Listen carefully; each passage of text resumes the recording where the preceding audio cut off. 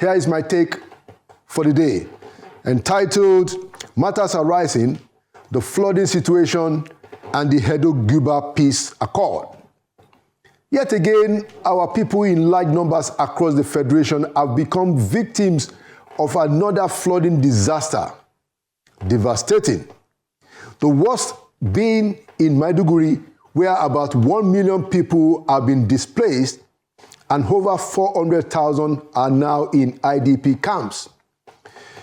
We extend commiserations to the victims across the country, hoping and praying for a quick recovery and a quick restoration for them. On a visit to assess the extent of damage, the Vice President, Senator Kashim Shettima, observed, and I quote him now, that Nigeria's vulnerability to flood disasters have been highlighted time and again, as witnessed during the devastating floods of 2012, 2018, and 2020. End of quote. The Vice President is right. And now we must rise up to confront those problems once and for all, so that we can spare our people this recurring ritual of death, destruction, and despair. It is worrying, however, that according to what the Arewa Consultative Forum are alleging, the Maiduguri flooding disaster was due to negligence, poor enforcement of building codes, and a lack of regulatory oversight, especially regarding the breach of the Laolu Dam.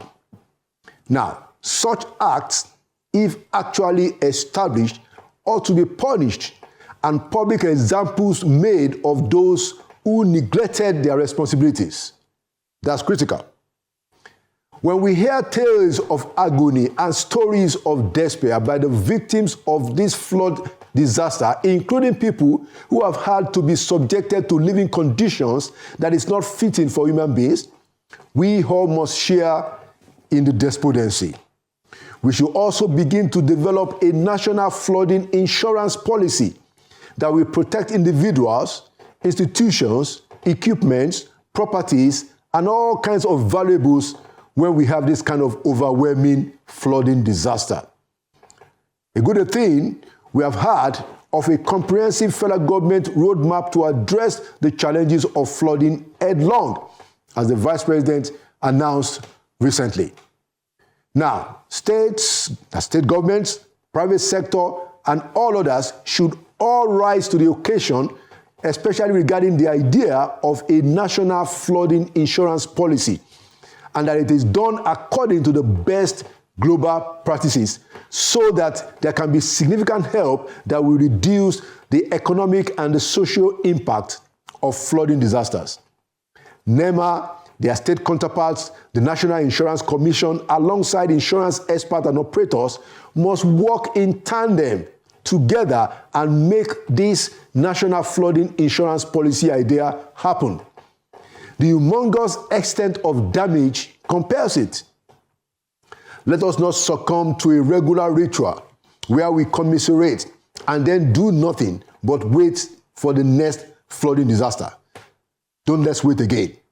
Now, in the meantime, we must commend the Nigerian military for their role, especially in the evacuation of over 20,000 people, especially in Borno, and the overall recovery efforts. Also, the federal government has announced financial and other needed resources to the states that have been affected by the flooding. Having said that, there are still reports of inadequate relief, inadequate provision of materials in some of the IDP camps, and we ask that such circumstances be urgently redressed. Once again, we share in the grief of the flooding victims across the country, and we pray for their well-being going forward. And finally, on the Edo Peace Accord stalemate, we all know the General Abdulsalami Abubakar National Peace Committee is a noble effort. But their work hit a bump this week, a few days ago, in Edo State, when the PDP, led by Governor Obaseki himself, refused to sign the peace accord for the Guber elections coming up next week. The PDP is accusing the Inspector General of Police of arresting important party members in what they say is an attempt to frustrate the PDP in the election. Now, the Inspector General of Police has come out to say that the arrests are in connection with the murder of a Nigerian police officer that happened in Benin Airport sometimes in July.